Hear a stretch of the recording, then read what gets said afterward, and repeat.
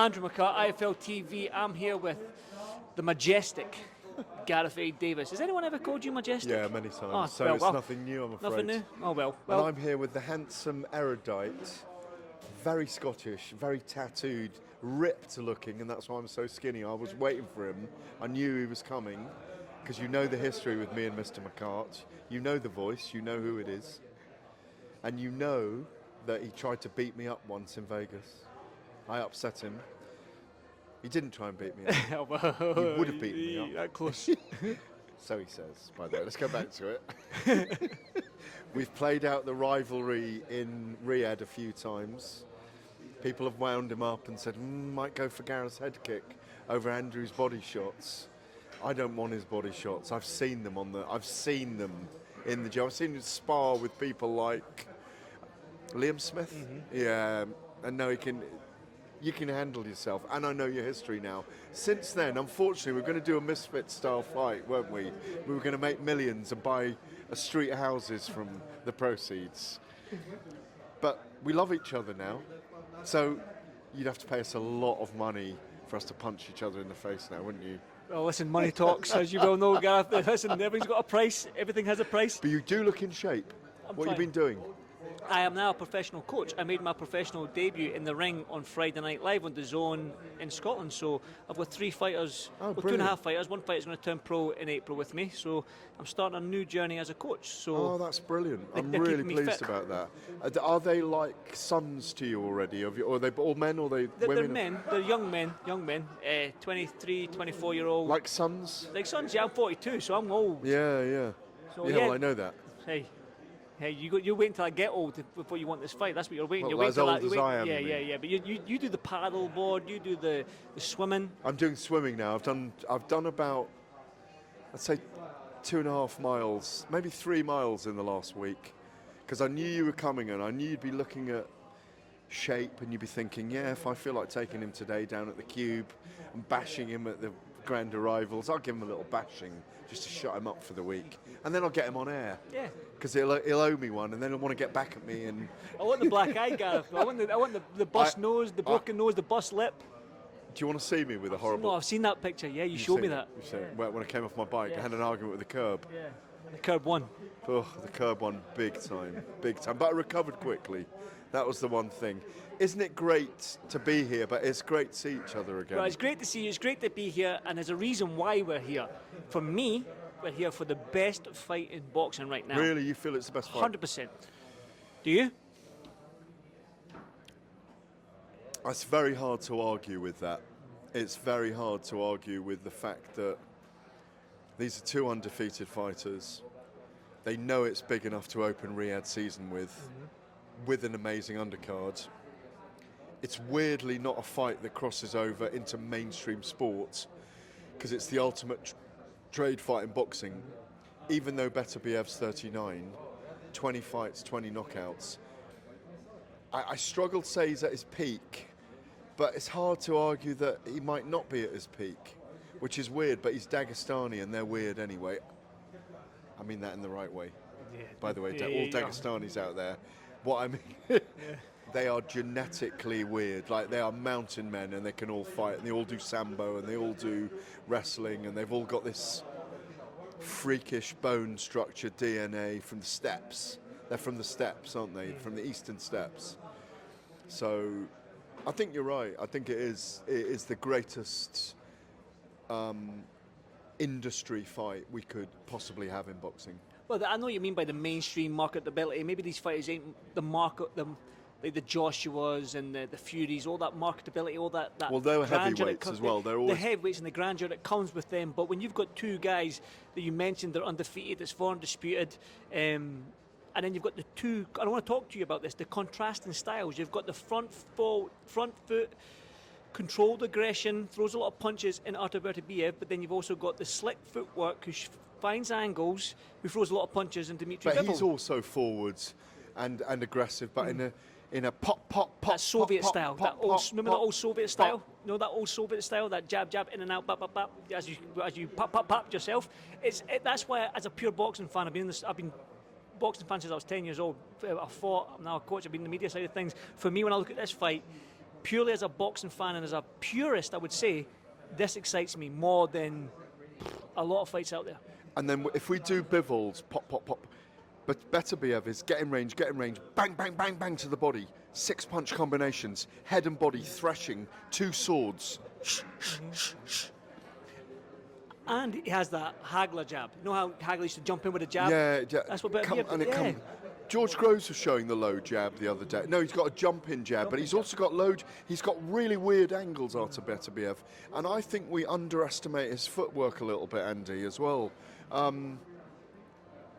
There's so many things about this fight. It's brilliant to talk to you about it, because I've got a feeling that they're both going to be tested more than they've ever been tested before. I can see... Sometimes I see a one-sided fight for one guy and a one-sided fight for the other. Like, Bivol cannot hold off Beterbiev's attacks. Or another day, when I see the shapes, or another 5 minutes later, I can't see Beterbiev getting beyond Bivol's majestic boxing. And that we go, why didn't I expect this? But then I've just been watching Bivol against Canelo. Canelo is such a dangerous fighter who everyone who steps in the ring with him says, do you know how good he is? Tiny little adjustments. Couldn't get anywhere with Bivol. Has Bivol got this ability to withstand an assault from Beterbiev? Does he have something in his locker by being the junior member on the Soviet boxing team where he says, Beterbiev never used to talk to him, used to ignore him, maybe felt he looked down to him, so he's got something that he wants to prove. Then you watch Beterbiev against Usyk in the Olympic tournament in London, you must have seen it, in 2012, and Beterbiev has no issues getting to Usyk's body at all, does he, during the fight? Even though Usyk wins the bout, he's being pressed and pressed by this smaller but tank-like operator who's got weapons coming from in all directions. Like, when you put it all together, it could be the closest fight you've ever seen that you can't score, and they've got to do it again. They've got to go into round 13 and it's a majority decision or a split decision or even a draw. You could see Beterbiev winning by knockout because Bivol can't withstand, and it might be when Beterbiev has been hurt, because he seems to fight better when he's hurt. Yard, he was hurt in that fight, and down against Callum Johnson, got up and knocked him out. Wojcik as well. Wojcik as well, probably his toughest fight, arguably, if that's fair. Do you agree? Yeah, I agree. Because I think Wojcik but he came through it. He got to the 12th round at least. But he got through it. So he knows how to find a way. Bivol can get frustrated by his own work at times. Look what Lyndon Arthur did against him, and we know how resilient he is. But look what Lyndon Arthur did for 12 rounds against Anthony Yard. But look at Anthony Yard and Artur Beterbiev last. Oh my God, there's so many fucking layers. Sorry to swear, but it's IFL, you can swear. Fucking hell, there's so many layers. Are there not? Yep. The truth, we do not know. You cannot pick with a surety on who's going to win this fight. There may be a few I told you so's afterwards. It may be completely one-sided to one or the other by some of the things we've just discussed.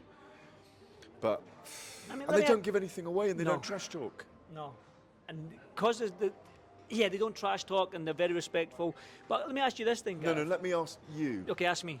From all the things I've just said, because I love your view on boxing, how are you seeing all those things? Are you seeing them similarly? I'm seeing it similar. I think Beterbiev has one way of fighting, right? We know it. We've seen it the 20 professional fights he's had. If you just need to go on Instagram and Bivol's fights against Canelo, he doesn't get drawn into your fight, though. He doesn't want to get standing trade. So even against Canelo, when Canelo was doing that right hook, he was catching it and coming in with that chopping sort of left hand. So Bivol is smart. He can adjust. He will have a game plan. That jumping jab that we talked about, I'm sure the way he steps back with his backhand, his back legs, he can counter with that backhand. But that's for Beterbiev to get into range, isn't it? That's what. So remember Marvin Hagler used to jump him without the southpaw jab, right? It's exactly the same. But Beterbiev does it with the orthodox jab. But Bivol's got great feet. I mean, he bounces. He's bounced on his feet. He bounces in. He bounces out. He bounces in. And I think he might have a game plan for that. He might have a strategy for that. That when he does lunge in with that jab, that he can step across and come back with a counter. But that's just me. So feeling that Bivol might outbox him? No, he might outbox him, but He could age on the night as well, Beterbiev. Exactly. He might outbox him, but here's the question. Can he outbox him and keep Bivol off him for 36 minutes? Beterbiev off him, you mean? Yeah, keep Beterbiev off him for 36 minutes. I don't think... He's got to be different. He's got to do something different that he's never done before. But having said that, you look at guys with a great jab and a great 1-2 and great footwork, they can completely befuddle their opponents. So, because you know yourself, because you've done it. But when you keep getting popped in the face, right, your brain says, I need to reset again, and reset again, and reset again. And that might be the problem for Beterbiev in this fight. He might just walk through Bivol as well. You just don't know. That's why I'm loving it, Gareth. Oh, it's As a pure boxing fan, right? I love it. I love Joshua and Dubois because you've got the casual fans involved, and it's the grandeur that comes with. Look at the fallout as well. Exactly. Can you ever remember as much fallout as the last 2 weeks? No. Maybe when Joshua lost to Ruiz, there was a big fallout, but this is big. I'll ask you. I'm going to jump off Bivol and Beterbiev. Whatever. Did you ever imagine when Joshua started his career that he would have 4 losses on his record? And did you ever think that? I thought, looking at Joshua as a heavyweight, I was half expecting him to be that sort of... We weren't there at that point. You would just expect he came through the difficult night against Dillian White. He did it in the Olympics. Yes. He looked good and came strong. He beat Camarelli, who he'd lost to in the amateur finals, I think it was in... World Championships. In the World Championships, in the World Amateur Championships. He looked like he could come through his difficulties. And he's still like that. He still wants to fight everyone he just lost to. Well, that's what I'm saying. We know his makeup. He'll finish with 3 more losses and 2 more wins, or 2 more losses and 3 more wins. That's the thing. Would have 6, 7 losses on his record. 5 fights for him for me. Fight Wilder. I mean, I sat with Eddie Hearn earlier, and he disagrees. Fight Wilder. Fight Dillian White. Fight Joshua. Fight Fury twice, and fight Dubois again. Those are. If I was doing 5 pick'em fights now for him to finish his era, he'll earn another 150 million. He might win 4 of them. He might win 2 of them. He might win none of them. But those are the 5 fights I picked. The Fury fight I want to see. The Dubois rematch I would like to see. Not next. Not next. I don't know. But the thing is, no, that's what they're going to do. According to Eddie. That's what I mean. Look at Joshua's makeup. He lost against Ruiz. Got knocked down 2 times, and then knocked out. Come to Deria and then he come out and done it. The Usyk rematch straight into it. Looks much better, winning after 9 rounds. Exactly. So every single time he's took the rematch, he's looked better or he's improved. He's done something different in this camp, and he's came up with a different strategy. That was a one-sided mauling. Which one? The last one. The 2 last, weeks yes, ago. but who's to say that he can't? I know he could do the same to Daniel. We all know it's heavyweight boxing, Gareth. He could do one the same punch to can Daniel. change Everything. Yeah, a jab. If Joshua landed that right hand first, it might be a different. Again, it's what ifs and shoulda, coulda, woulda. So slow starting, and that's not a criticism of him. I'm sorry that it went that way, because. Well, I'm pleased for Daniel, even though not everyone agrees with me. Don Charles, I was going to come on to that. Don Charles seemed to be a bit. I'm not going to say. No, I want to go. Let's talk about it, because Don Charles seemed to have. I watched that interview on TalkSport, and Don Charles seemed to have a little gripe at you for your prediction. Well, it was more than a little gripe. Well, a big gripe at you. Was it justified? Well, no, because all I did was pick Joshua like most other people did. He didn't read everything I wrote all week and everything I broadcast on it all week, which was. But you cannot say if Dubois lands first, if Dubois is also dangerous. And Dubois did land first, and Dubois is, in a sense, potentially taking over the division, age 27, with his man strength and his mental strength and all those things. Was he? No. He's not justified in calling me fake. I'm not fake. But he's entitled to his opinion, and I think he's got, like you say, a gripe about certain things at the moment. And I think I was in his way, and I got a volley. But Don's entitled to his opinion, but he's wrong about me anyway. I'm not fake. I mean, I'm just not. I mean, I know what I feel about fighters and fight sports and the industry. And yes, I probably could have gone deeper into how Daniel wins the fight, but I knew how he could win the fight. We all did. We know Daniel's dangerous. You know, we all. I think most people would have said. Anyone that covers boxing knows that if Anthony Joshua is attacked to the chin by someone like Daniel Dubois, he's going to feel it. You know, and Joshua, Eddie reckons, was 30% of himself in that 5th round, nearly put Daniel down.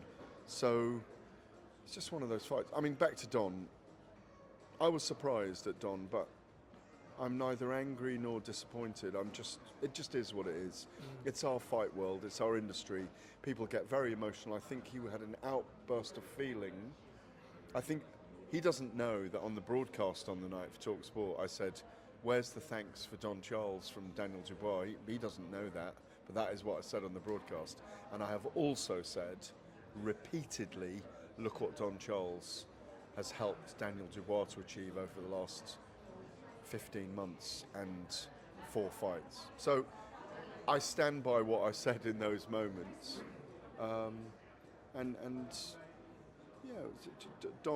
Don is expressing a strength in himself that he's felt since Daniel won and he was in his corner. He probably came up with the perfect game plan. He and Kieran Farrell probably came up with the perfect game plan, and he's sitting back going, I've never had the credit for doing the things I've done.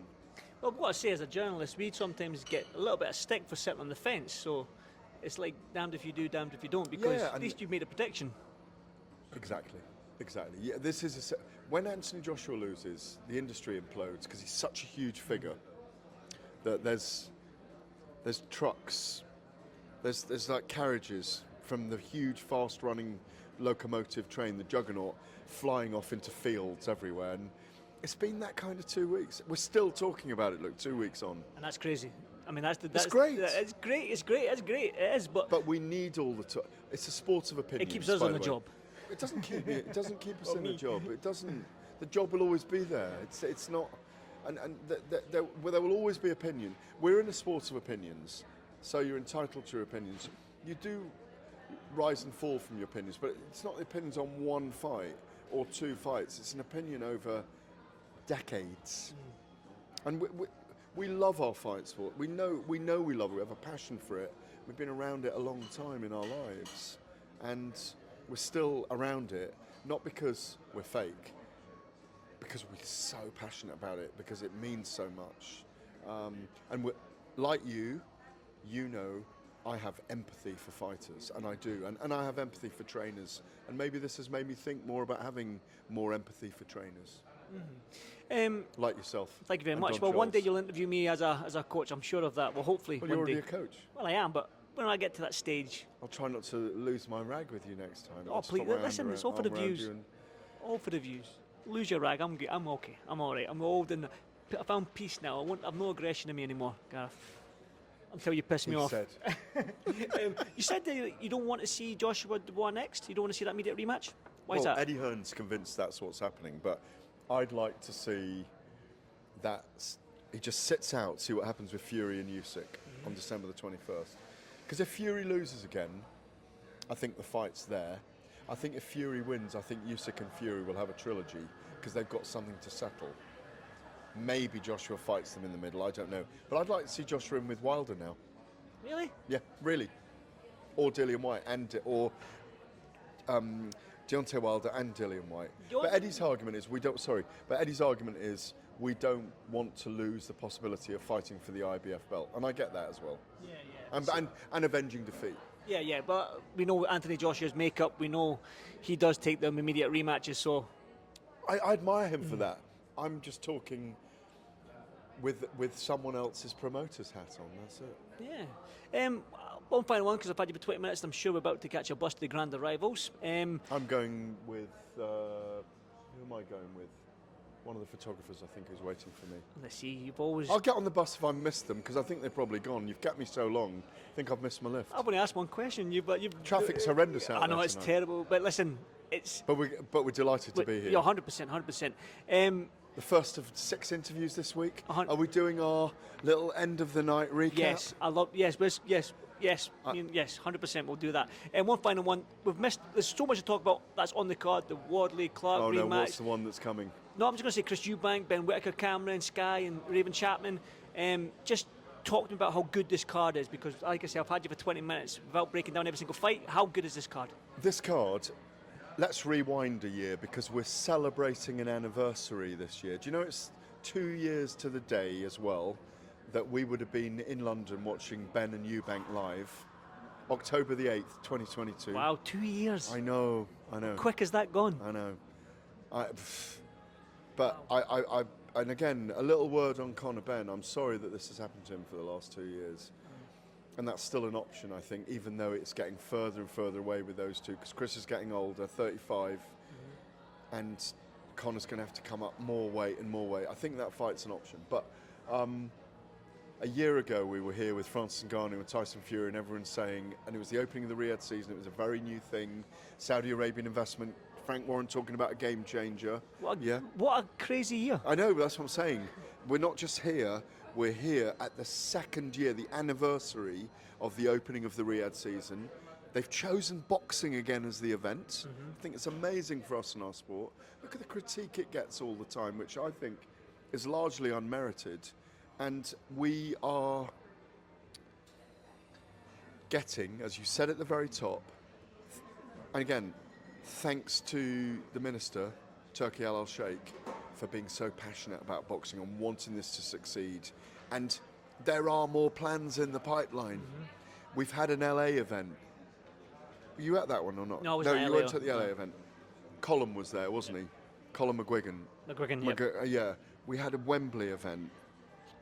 Two huge events outside Riyadh season. I personally think it's only going to grow and get bigger and stronger, and we're going to get all those matchups. We can fantasize now about Nick Ball fighting Noya Inoue, which is a fight I'd love to see. Inoue stepping up 5 weight divisions. I think he beats Nick Ball. Sorry, Nick, I'm a huge fan of yours, but what a fight that would be. What a fight, stylistically. Do you not agree? No, 100%, because Nick, again, we've got to celebrate. It's like the Bivol Beterbiev. You've got them two contrasting styles, but not one of them take a backward step. No, exactly. It's just make it happen. It's someday. amazing to be here. It's a fantastic card. We're right at the beginning of fight week. Things feel organised. We're going to be at the Cube in Boulevard City. We start work at 9 o'clock every night at that event. But we're working all day anyway, and you'll be doing 10 interviews a day. It's brilliant to be here. I mean, it feels a very enlivened time for the sport, and there's debate around everything. So, That's well of talking to you, Gareth. Always. Thank you very much, brother. Always, Appreciate my you, pal. and let's get to work.